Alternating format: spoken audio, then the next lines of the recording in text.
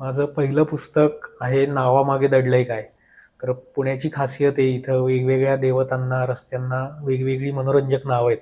म्हणजे बटाट्या मारुती, खुन्या मुरलीधर, बाहुलीचा हौद. तर अशी नावं का पडली ते या पुस्तकात मी मांडलेलं आहे. नंतर माझं दुसरं पुस्तक आहे सार्वजनिक गणेशोत्सवावर, पुण्याची सुखकर्ता या नावाने.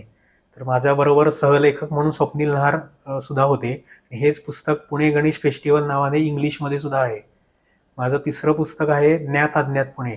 त्याच्यामध्ये मी काही मोडी कागदपत्र पुण्याच्या संबंधित प्रकाशित केली आहेत. त्याच्यामध्ये देवळांच्या नोंदी आहेत, सणांचे उल्लेख आहेत आणि संग्रहालयाची माहिती आहे. काही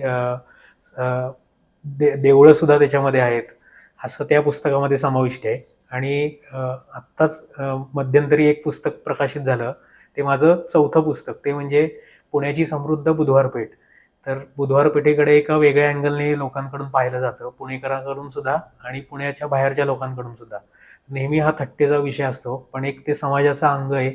आणि त्या बुधवार पेठेमध्ये मला असं दिसलं की बऱ्याच गोष्टी दाखवण्यासारख्या आहेत लोकांना.